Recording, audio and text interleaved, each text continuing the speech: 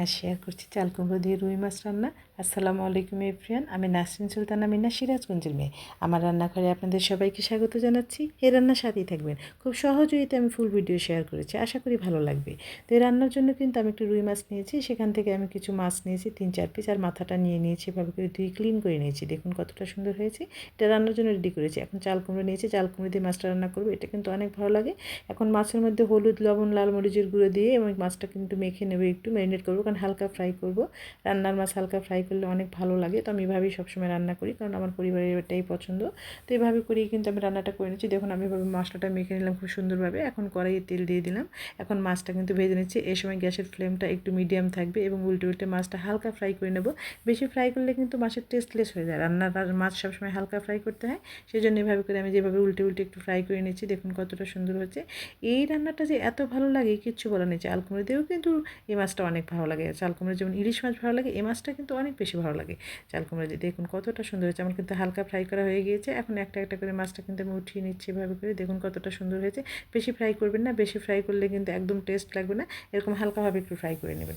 দেখুন কতটা সুন্দর হয়েছে। এখন কিন্তু এটা আমি এই মশলা দিয়ে কিছু একটা মশলা পেস্ট তৈরি করবো।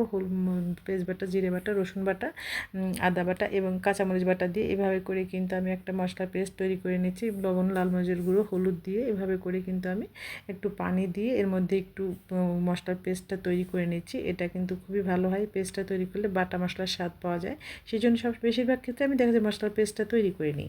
এটা কিন্তু অনেক ভালো হয়। 5 মিনিটসের মতো রেখে দিতে হয়। এখন আমি চুলায় কিন্তু কড়াইয়ের মধ্যেই কিন্তু আবার একটু পেঁয়াজ বাটা দিয়ে পেঁয়াজ কুচি দিয়ে দিলাম। পেঁয়াজটা এভাবে করে লাল লাল করে ভেজে নিচ্ছি। দেখুন কতটা সুন্দর হচ্ছে।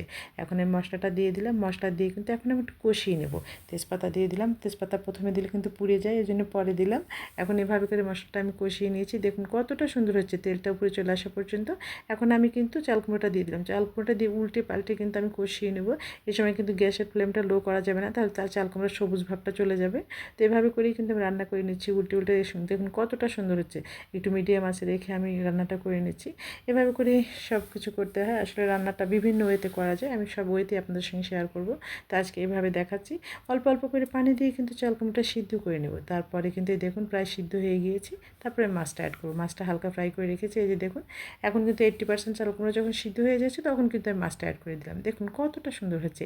এই রান্নাটা যে কত ভালো লাগে গরম ভাতে কিচ্ছু বলার নেই। এটা অনেক মজার একটা রান্না।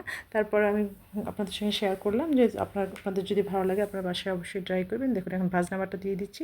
ভাজনা বাটা হচ্ছে পেঁয়াজ, জিরে আর তেজপাতা ভেজে পিষে রেখেছি। এটা কিন্তু স্কিপ করা যাবে না, এটা ভাজনা বাটা দিতেই হবে, তরকারির স্বাদ বেড়ে যায় অনেক বেশি। এখন কিন্তু আমি একটা সার্ভিং বাটিতে দিয়ে দিলাম। দেখুন কতটা সুন্দর হয়েছে আমার রান্না। আমার এরকম সহজ রেসিপি যদি ভালো লাগে তাহলে পেজ ফলো করে রাখতে পারেন।